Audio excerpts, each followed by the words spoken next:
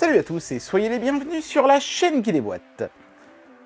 Aujourd'hui on teste encore une tech insolite. Souvenez-vous, je vous avais dit quand on avait fait le test de ce smartphone qui intègre un projecteur DLP qu'on allait voir encore au moins une autre technologie insolite. C'est celle-là, c'est moins avant-gardiste on va dire hein, qu'un projecteur smartphone. Mais vous allez voir que ce mini PC, puisque c'en est un, a une petite fonctionnalité intéressante et en même temps un petit peu, enfin qui m'a laissé un petit peu, enfin vous allez voir quoi. Le mieux c'est qu'on fasse le test tout de suite, donc c'est parti, on y va. Alors ce mini PC qui, comme vous pouvez le constater, est de grande taille hein, par rapport à ce qu'on a l'habitude de voir sur les mini PC, c'est-à-dire des boîtiers à peu près grands comme ça et épais de ça.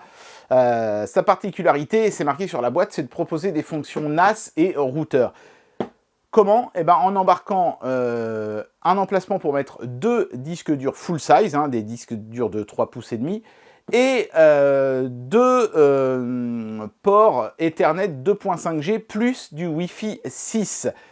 Donc par exemple, si vous n'avez pas de Wi-Fi 6 chez vous, vous pouvez faire en sorte que cet appareil partage sa connexion Wi-Fi 6 au travers d'un des ports Ethernet 2.5G. Autrement dit, vous branchez le port Ethernet 2.5G à votre box, puis c'est lui qui se chargera d'émettre du Wi-Fi. Et puis pour le NAS, bah, vous mettez vos disques durs dedans et vous les partagez sur le réseau. Mais tout ça, en fait, c'est bien, si ce n'est qu'il y a une petite contrariété. Vous allez comprendre quand on va commencer à se servir de l'appareil. Alors on va procéder d'abord au déboîtage, hein, parce que c'est ce qu'on fait sur la chaîne qui déboîte. Voilà, donc on a d'abord une petite carte, une sorte de petit Bristol, là, qui nous indique les différents organes de l'appareil, comment on fait pour mettre les disques durs à l'intérieur, les prises et tout ça. C'est tout en chinois et en anglais. Voilà, avec une carte de garantie à l'arrière. Ici, on a tous les accessoires. Donc, on va les regarder hein, dans le détail. Bon, vous l'avez compris, on a une alim sous forme de power brick avec un câble et la brique. Voilà, ça fonctionne sur le même procédé en fait qu'un ordinateur portable. Hein. Ici, on a des petites vis. Donc ça va permettre notamment de fixer les disques durs. Et hop, il reste encore un câble HDMI pour se brancher à un écran. Voilà, et c'est tout. Donc, juste ce qu'il faut, ni plus, ni moins. Il n'y a pas, par exemple, de câble Ethernet. Le PC en lui-même, il est hop, voyez, calé avec du plastique.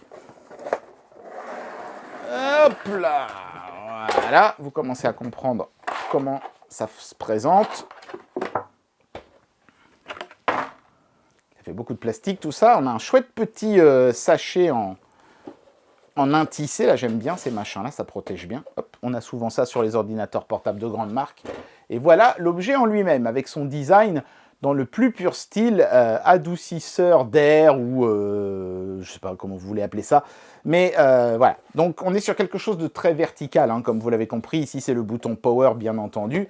Ici, on a une petite languette. C'est comme les flambis, c'est pour démouler, c'est plus rigolo. Sur le dessous, on voit un grand aérateur, et pour cause. En fait, derrière, il y a un ventilateur hein, qui va faire monter l'air vers le haut de l'appareil, qui expulsera l'air chaud par cette grille-ci. Et pourquoi un tel système de ventilation, en plus du mini PC à l'intérieur, hein, vous allez voir, bah parce que en fait, vous voyez, ça c'est magnétique, donc c'est super facile à défaire. En fait, ici, vous avez vos deux baies pour disques durs. Donc comme vos deux disques durs vont être disposés comme ça verticalement, ça va faire monter l'air frais le long des disques pour éviter que ces derniers ne surchauffent. Il ne faut quand même pas oublier que l'espace est quand même assez restreint. Et vous voyez qu'en fait, le mini PC, il est coincé entre les deux. Ici, vous pouvez voir sa grille d'aération ici. Attendez, je vais mettre un éclairage supplémentaire. Hop là, on y verra un peu mieux. On peut voir la grille d'aération ici, dans l'intérieur de l'appareil. Et vous voyez, il y a toute l'électronique. Et il y a un autre système de ventilation. Il y a un ventilateur à l'horizontale ici, hein, qui va expulser l'air chaud du mini PC directement vers l'extérieur, ici, pour pas qu'il aille polluer les disques durs. Et en fait, toute la connectique du mini PC se trouve ici, au centre de l'appareil, derrière. Donc ce design tout en verticalité avec un mini PC au milieu et les deux disques durs de chaque côté est quand même super intéressant. Notez que le mini PC n'a pas besoin d'un disque dur pour fonctionner, hein. Il a lui-même un SSD de 512 Go. Allez, on regarde ça d'un peu plus près. Donc les références de l'appareil, c'est le Tebao, que je dise pas de bêtises, R1.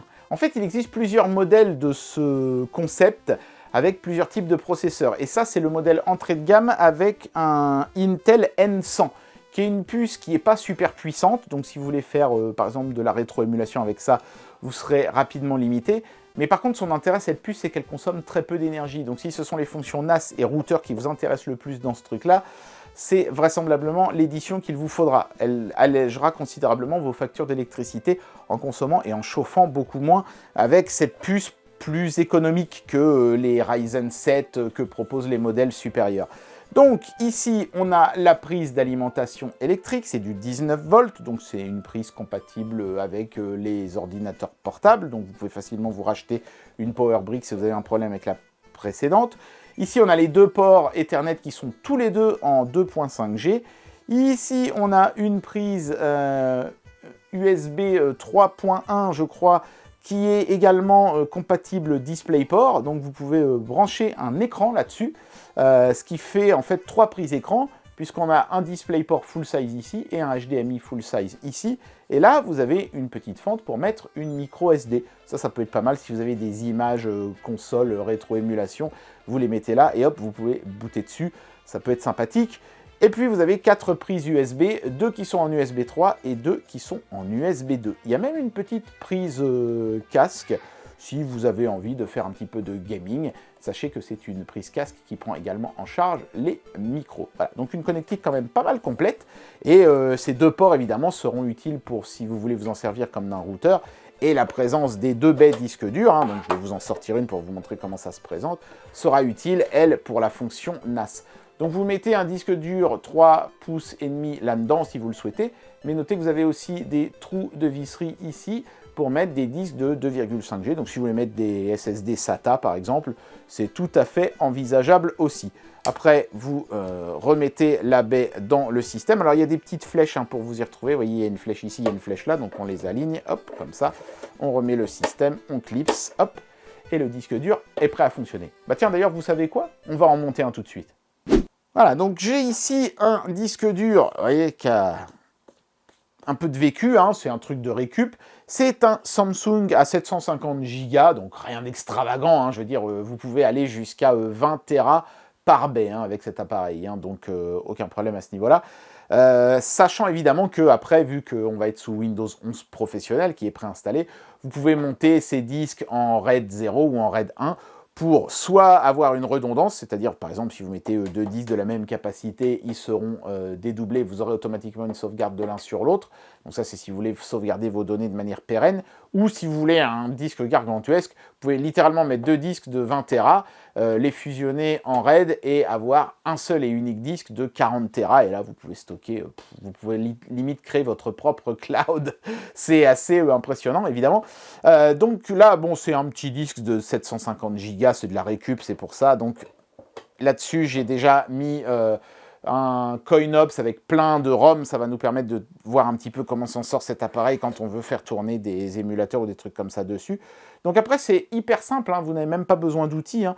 Vous positionnez le disque dur comme ça, et ça, c'est du nylon. Donc c'est un plastique qui est flexible. Il ne faut pas avoir peur de tirer un peu dessus. Vous voyez, hop, vous positionnez le disque, vous le remettez dans la machine. Vous voyez, c'est hyper facile, il n'y a pas de résistance ou de choses comme ça. Vous poussez jusqu'à ce que vous entendiez un clic sourd. Et voilà, là vous avez d'un seul coup 750 Go de plus dans votre mini PC qui, je vous le rappelle, a un SSD de 512 Go de base. Donc là, j'ai plus que doublé sa capacité avec littéralement rien, parce que ces disques-là, je veux dire, maintenant, d'occasion, ça vaut littéralement une misère. Hop, on repositionne ce truc-là. Et maintenant, ce qu'on va faire, on va le brancher à un petit écran. Je vais essayer d'installer un truc sur cette table ici. C'est un petit peu... Aujourd'hui, j'étraîne pas mal de choses, parce que en plus, c'est un nouvel éclairage. Donc d'ailleurs, vous me direz dans les commentaires ce que vous en pensez. Je ne me rends pas compte, moi, au viseur, si c'est trop clair, trop sombre. On verra ça au moment de faire le montage, mais voilà. J'essaye des trucs, et puis je peaufinerai au fil du temps. Mais voilà, on va déjà allumer ça et voir ce que ça donne. C'est parti, on y va. Alors, un petit mot rapide sur le protocole de test. Donc, l'appareil est branché à une grosse powerbank qui fournit du 220 volts. Pourquoi? Parce que ça va me permettre de voir si oui ou non, effectivement, il consomme beaucoup d'énergie ou pas. Le tout est relié à un écran de 12 pouces qui est tactile. Pour moi, ça facilite un petit peu les opérations. Mais j'ai quand même mis un clavier souris Bluetooth qu'on avait testé d'ailleurs sur la chaîne il y a un bail. Il était au fond d'un placard et il y a encore de la batterie dedans, figurez-vous. Donc ça, c'est très cool. Ça va me permettre de m'en servir pour le test. Voilà. Donc maintenant, je vais resserrer sur l'écran. On va allumer l'appareil déjà et voir son temps de boot.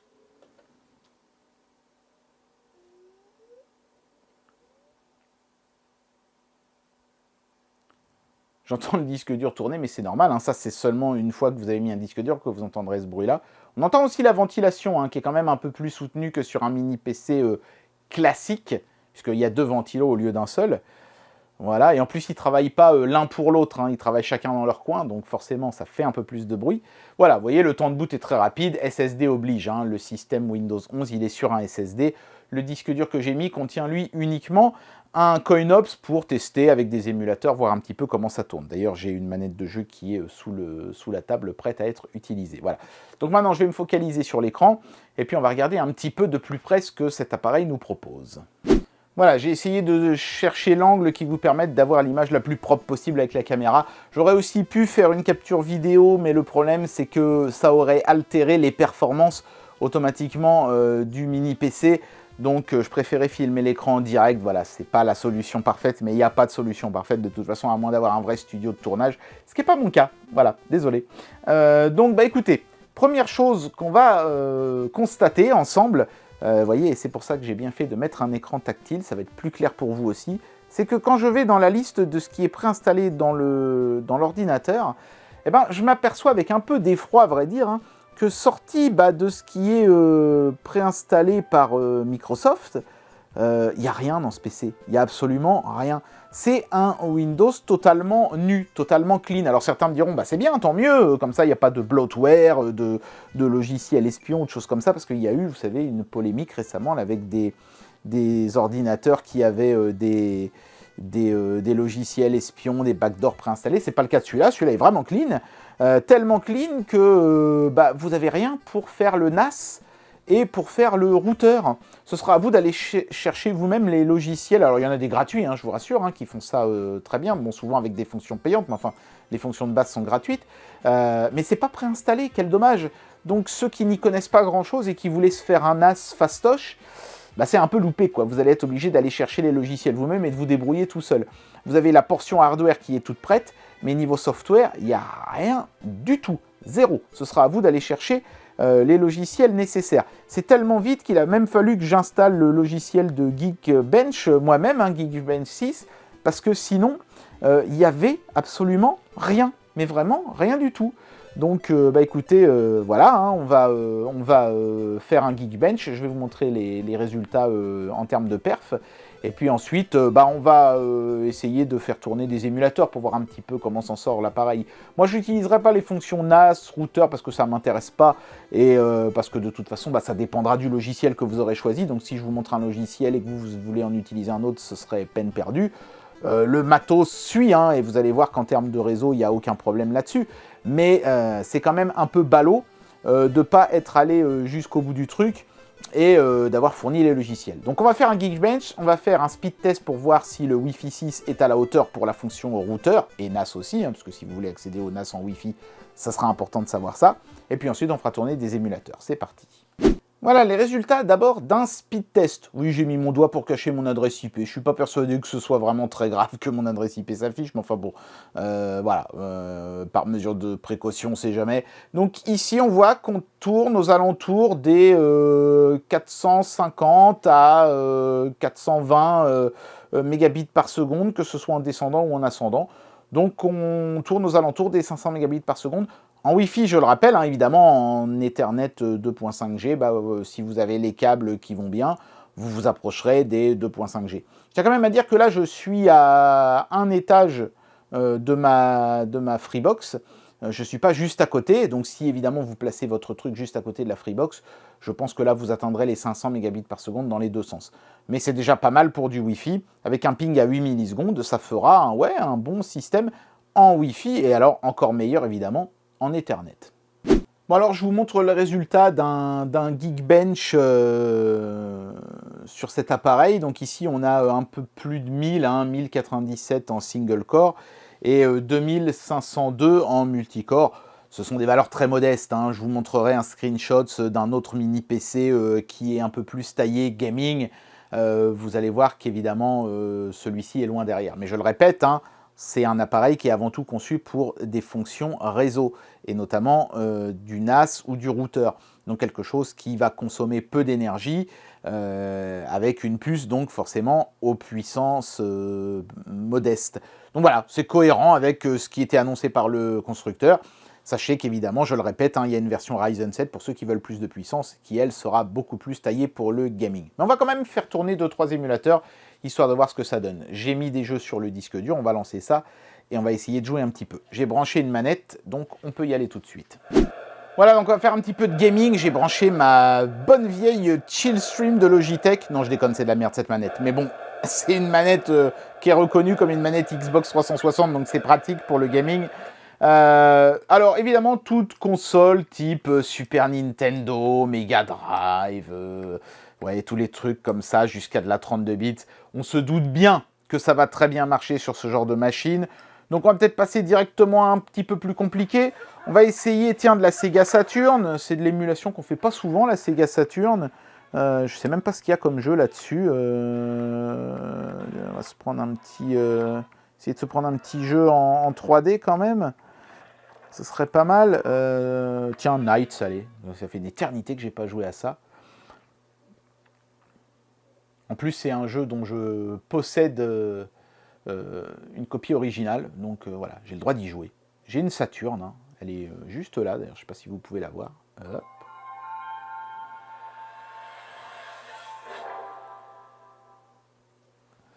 Allez. En tout cas, ça se lance. C'est déjà pas mal. C'est déjà pas mal, il y a des PC sur lesquels ça aurait déjà planté.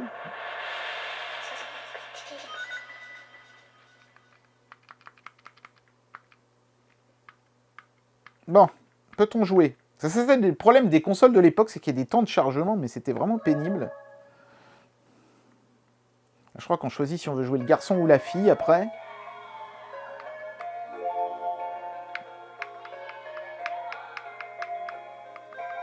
Allez, on s'en fout. Ce qu'on veut nous, c'est jouer. Ça a l'air fluide. Le son ne bug pas. Vous voyez, c'est pas parce qu'on est sur une petite puce Intel que on peut rien faire du tout. On est quand même, il y a quand même une petite puce graphique UHD.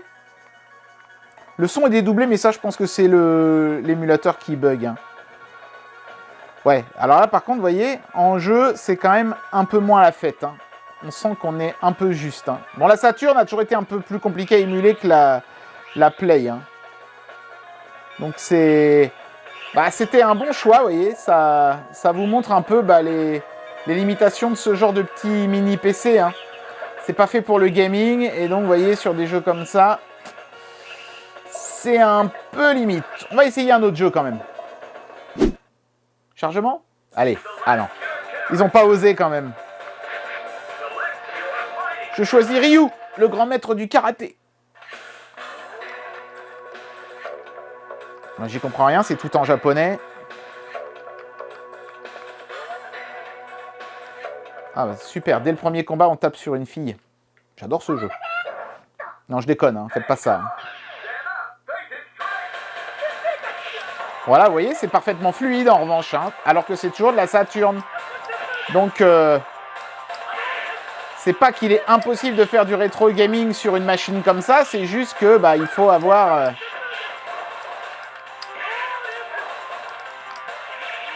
il faut avoir la modestie de choisir des jeux pas trop demandeurs et des consoles pas trop demandeuses non plus. Vous émulerez pas de la PS2 là-dessus. Mais le rétro gaming 2D et même 3D basique, PlayStation 1 et compagnie, ça va marcher. Mais voilà, vous ne devez pas imaginer pouvoir faire des trucs de fou sur une bécane pareille. C'est logique, c'est peu énergivore, donc forcément la puissance est en rapport.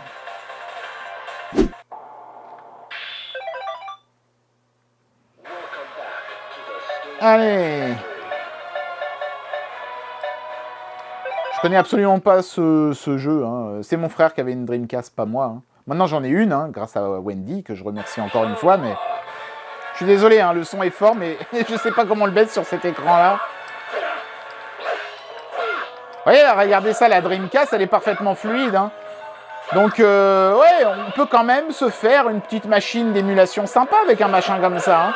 Récupérer des vieux disques durs dans des tours complètement foutus et vous faites un truc pour vraiment pas cher. Hein. Allez, on va essayer de la GameCube, histoire de... Bon, comme il fallait s'en douter, évidemment, la GameCube est hyper à la traîne. Remarquez, ça tourne quand même. Hein. Bon, mais vous finirez pas Mario Sunshine dans des conditions comme ça. Hein. J'ai vu largement pire, hein. Mais ça tourne mieux sur ma GPD Win 2. Donc là, je pense qu'il faut se faire une raison et comprendre que voilà, c'est pas une machine taillée pour le gaming. Mais du rétro gaming, 8, 16 et même 32 bits. Et voyez, jusqu'à la Dreamcast, ça fonctionne quand même. Et bon, bah pourquoi pas, hein, après tout, si vous avez des attentes modestes. Mais au moins comme ça, vous voyez, ça vous permet de bien jauger de quelles sont les performances réelles d'une machine comme ça. Et clairement, là, on est plus sur une machine qui est taillée pour des tâches simples et optimisée pour du réseau intensif. Et si vous voulez faire du gaming, bah, prenez la version avec le Ryzen 7. Hein, voilà. Et bien voilà, j'en arrive à la conclusion de cette vidéo et je vais vous donner mon avis sur ce produit. Clairement, cette machine, elle a été taillée pour les fonctions réseau. On n'est clairement pas sur quelque chose qui a des performances suffisantes pour faire tourner des jeux un tant soit peu demandeurs de manière confortable. Ils ont prévu le coup, il y a une version Ryzen 7 qui, elle, sera capable de le faire. Alors du coup, à quoi bon acheter cette version ? Eh bien, pour les fonctions réseau pures. Si vous voulez vous servir de ce truc-là comme d'un NAS ou comme d'un routeur, vous n'avez pas besoin d'une puce Ryzen 7 qui va consommer 110 watts en permanence. Là, vous avez une petite puce, je crois que le truc complet consomme 35 watts. Vous pouvez le laisser allumer jour et nuit. C'est 35 watts, c'est ce que consomme aussi, je crois, la Freebox Delta. Donc, vous voyez, c'est pas extravagant pour un appareil réseau de consommer ça. Au contraire. Et vous aurez quelque chose de très efficace. Vous pouvez même accéder d'ailleurs à des débits 10 gigabits, hein, puisque la prise USB-C à l'arrière de ce truc-là est une prise 3.2 Gen 2, donc qui peut monter jusqu'à 10 gigabits par seconde. À vous ensuite de trouver l'interface qui convertira cette prise en Ethernet 10 gigabits, j'imagine que ça existe, pour pouvoir, si vous en avez besoin, accéder à un réseau en 10 gigabits avec une vitesse extraordinaire. Mais sinon, vous avez déjà du 2.5G, vous avez déjà du Wi-Fi 6. Alors certes, ils n'ont pas mis du Wi-Fi 6E ou du Wi-Fi 7. Voilà, bon après le truc n'est pas non plus un machin à 1000 €. Hein. Lui, je crois qu'il coûte, au moment où je fais cette vidéo, 299, hein, 300 € on va dire, et la version Ryzen 7 elle doit être à 450, donc ce sont des machines quand même à des prix de vente raisonnables.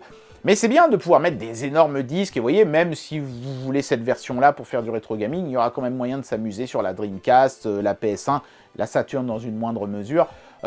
Au-delà, ça ne sera pas la peine, hein, et pour ça, il faudra la version Ryzen 7. Mais je trouve ça bien. Et du coup, alors, quel intérêt de prendre cette version-là plutôt que la Ryzen 7 ? Eh bien, la consommation électrique. Celui-ci consommant beaucoup moins. Forcément, si vous vous en servez comme d'un routeur ou d'un NAS, vous voulez pas un truc qui consomme un max et qui vous fasse exploser votre facture d'électricité. Là, ça fait pas loin d'1 heure que le truc est branché à ma powerbank 220 volts, et je peux vous montrer, hein, vous allez voir. Attention, je vais faire une cascade, on finira je pense la vidéo là-dessus parce que je pourrais vraisemblablement pas remonter ensuite. La consommation électrique n'a pas été suffisante pour faire baisser le truc, ne serait-ce que d'un cran. Regardez, hop, j'essaye de descendre, je suis désolé, hein, ça secoue un peu, hop, mais vous voyez, l'écran de la powerbank indique toujours 5 bars, vous voyez, hein, c'est bien branché dessus, hein, je ne triche pas. Le câble va bien sur le mini PC ici. Voilà, et bien écoutez les enfants, ce sera le mot de la fin. C'est une bonne machine pour les fonctions réseau et pour les fonctions gaming. Il y en a une version un peu plus chère qui sera plus adaptée. Donc voilà, le seul truc dommage étant que pour les fonctions réseau, le software n'est pas fourni. Ce sera à vous de trouver les bons logiciels et de les installer. Et puis de les acheter si la fonction qui vous intéresse était payante, malheureusement. C'est pour moi le plus gros défaut de cet objet. Il manque le software pour les fonctions réseau. Et bien voilà, c'était le test de ce mini PC qui fait routeur NAS et bien sûr tout ce qu'un mini PC est capable de faire en temps normal. C'est dommage que le constructeur ne nous ait pas fourni tous les logiciels qui permettent vraiment d'utiliser ce truc à ce plein potentiel, parce que du coup ça le réserve vraiment à quelqu'un qui sait exactement ce qu'il doit faire pour pouvoir paramétrer cet appareil pour la fonction pour laquelle il est prévu à la base. Mais à part ça, sinon c'est un chouette mini PC avec un concept innovant, intéressant, que personnellement moi je n'avais encore jamais vu nulle part. J'espère que cette vidéo vous aura plu, et moi je vous dis à très bientôt pour un prochain test. Allez, tchuss!